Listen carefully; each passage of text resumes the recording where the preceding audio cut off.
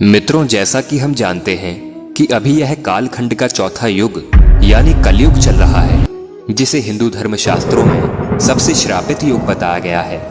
आज के इस वीडियो के माध्यम से हम आपको कलयुग के 5 ऐसे रहस्य बताएंगे जिससे आज का मनुष्य बहुत कुछ सीख सकता है।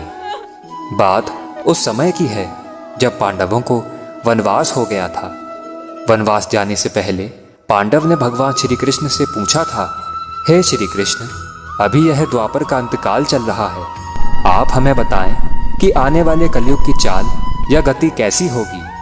श्री कृष्ण कहते हैं, मैं तुम्हें इसका सीधा सा उत्तर तो नहीं दे सकता, लेकिन तुम पांचों भाई वन में जाओ और जो कुछ भी दिखे वह आकर मुझे बताना। मैं तुम्हें उसका कलयुग में प्रभाव बताऊंगा। उसके बाद पांचों भाई वन में चले गए। वन में उन्होंने जो कुछ भी देखा उसे देखकर अचंभित रह गए। तो आखिर उन्होंने वन में क्या देखा और श्री कृष्ण ने क्या उत्तर दिया, चलिए जानते हैं इस वीडियो के माध्यम से। लेकिन वीडियो में आगे बढ़ने से पहले अगर अभी तक आपने हमारे चैनल को सब्सक्राइब नहीं किया है तो चैनल को सब्सक्राइब करके बेल आइकन को प्रेस करना ना भूलें। सबसे पहले युधिष्ठिर ने उत्तर दिया, हे वासुदेव, मैंने तो पहली बार 2 सूंड वाला हाथी देखा। यह मेरे लिए तो बहुत आश्चर्यजनक था। इसके जवाब में श्री कृष्ण कहते हैं कि कलयुग में ऐसे लोगों का ही राज होगा जो दोनों ओर से शोषण करेंगे, बोलेंगे कुछ और, करेंगे कुछ और ही, मन में कुछ और होगा और कर्म कुछ और ही होगा। ऐसे ही लोगों का कलयुग में राज होगा। तुम कलयुग आने से पहले तक राज कर लो। युधिष्ठिर के बाद अर्जुन ने कहा कि मैंने जो देखा वह तो इससे भी ज्यादा आश्चर्यजनक था। मैंने देखा कि एक पक्षी के पंखों पर वेद लिखे हुए हैं, लेकिन वह पक्षी मुर्दे का मांस खा रहा था। श्री कृष्ण अर्जुन को उत्तर देते हुए कहते हैं, कलयुग में ऐसे ही लोग रहेंगे जो बड़े ज्ञानी और ध्यानी कहलाएंगे। वह ज्ञान की चर्चा तो करेंगे, लेकिन उनका आचरण राक्षसी होगा। वह बड़े पंडित और विद्वान कहलाएंगे, किंतु वह यह देखते रहेंगे कि कौन सा मनुष्य कब मेरे और हमारे नाम से संपत्ति कर जाए। अर्जुन के सवाल के जवाब के बाद भीम अपना अनुभव सुनाते हुए कहते हैं कि एक गाय अपने बछड़े को इतना चाटती है कि वह बछड़ा खून से लहूलुहान हो जाता है।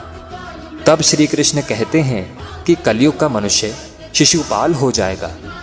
कलयुग में माँ की अपने बच्चे के लिए ममता इतनी ज्यादा बढ़ जाएगी कि उन्हें अपने विकास का अवसर ही नहीं मिलेगा।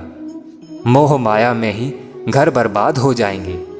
भीम के बाद सहदेव ने पूछा, हे श्री कृष्ण, मैंने देखा कि 5-7 बड़े कुएं के बीच एक गहरा कुआं बिल्कुल खाली है, जबकि ऐसा संभव नहीं हो सकता।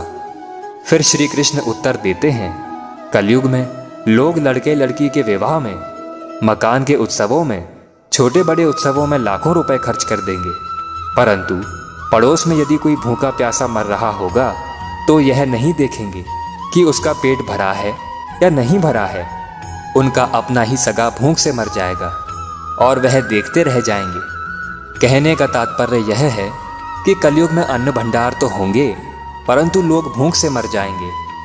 सहदेव के बाद नकुल ने श्री कृष्ण से कहा कि हे श्री कृष्ण, मैंने देखा कि एक बड़ी सी चट्टान पहाड़ से गिरती है और बड़े से बड़ा वृक्ष भी उसे रोकने में सक्षम नहीं हो पाता, परंतु एक छोटे से पौधे से टकराकर वह रुक जाती है। आखिर ऐसा कैसे हुआ? तब श्री कृष्ण कहते हैं कि कलयुग में मनुष्य की बुद्धि क्षीण हो जाएगी और उसका जीवन पतन हो जाएगा।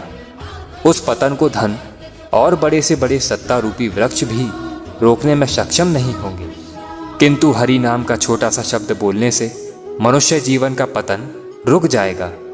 अतः कलयुग में हरि नाम ही मोक्ष का एकमात्र मार्ग होगा। आशा करता हूं कि आपको हमारी यह वीडियो पसंद आई होगी।